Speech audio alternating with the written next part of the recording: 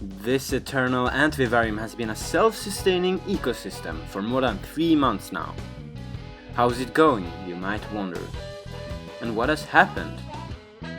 Is there still a 3-queen ant colony living in it? Well, let's see in this vivarium update, presented to you on the channel of Nordic Ants.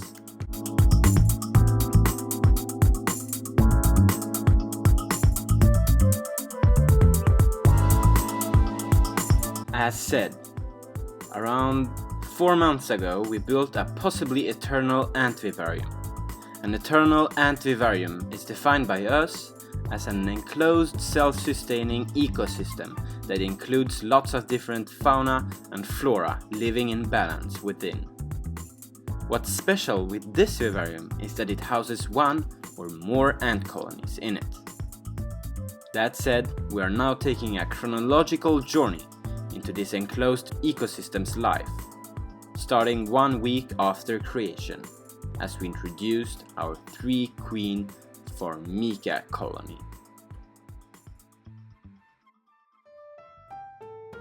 I exposed them to light to encourage them to move. As you can see, workers are foraging all around the vivarium.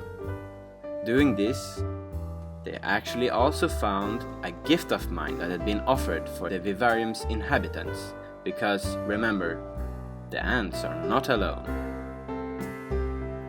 And to be frank, that's about all that happened that week. So now let's take a giant step forward. Let's advance 1.5 months.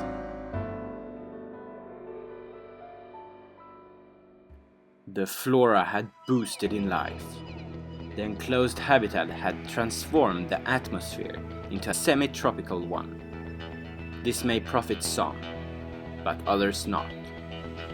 The ant species I had introduced is known to like moist environments, but unfortunately I didn't see a glimpse of them during the entire week, although some fauna had doubled in population. I even saw predators that I had never seen before within the vivarium. The animal activity in the container was overall hard to observe, as the plants had taken over it completely. Growing in vertical, some plants had doubled their height. Some even outgrew the container. Their roots were clearly visible, screwing their way downward to the false bottom. If you somehow want to know, I bet you do, how the false bottom works, click the annotation above. Moving on, nothing extraordinary had happened yet, although the tank was doing great, except that the ant's absence troubled me. Oh yes! One morning I saw this scrap on the window glass.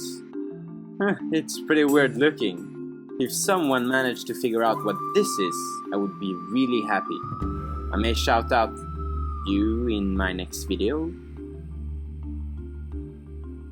But now, let's take a Bigfoot step further. Reaching 3 months since creation. Is this container successfully housing life? Oh, by the way, the yellow test tube is a honey supply for the ants, as I worried about their survival. So the container is slightly overhydrated, as the glass is covered in moisture and some other brown crap. This might be algae, I don't know. So as I removed the lid, I could smell my forest's lovely smell. I could almost use this tank to perfume my room, but it wasn't possible because as I opened it, flies flew out of everywhere. I don't know if you can see them, they are very small, but these small flies must have been born in this vivarium. Just have a look at this newly closed nymph fly, born with an unhardened exoskeleton. So therefore the fly is now what? As you can see. So as I cleaned the container, I unveiled the beauty of the vivarium. The isopod population had grown significantly, roaming its terrain as usual. More even, I saw the ants hunting down the flies that was flying around in the tank. Beautiful! The ants had survived. But to actually see how the animals are doing, I placed a time lapse in different places recording the vivarium flora. As you can see, the fauna is dense and seems very healthy.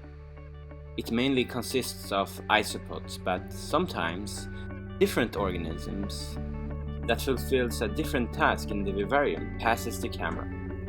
It makes me happy to see that all this wildlife is living in peace and harmony right in my vivarium.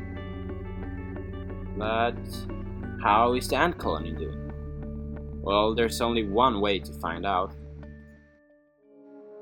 So let's have a look and see. Fantastic! All queens are alive, and the colony size has been staying about the same level, which doesn't surprise me as the resources in the container are limited. I wouldn't call the Eternal Antvivarium, or Antvivarium I mean, a glorifying success, but it's really something that you should consider creating, as it's no maintenance and you can see your ants adapting to a limited but flourishing environment full of surprises. Unfortunately guys, this is the last update on this magnificent vivarium. I did not have space to store it anywhere in Sweden, and I would definitely not take it to Thailand. Here's some cool footage though that I got when releasing this piece of nature back to its original home. Under this trunk there was an isopod that, as a defense mechanism, could roll itself into a ball. It was pretty cool. Lifting the trunk, you can clearly see how the inhabitants of the vivarium had decomposed it, piece by piece, beneath the surface. All the sawdust wasn't here initially. What an active vivarium.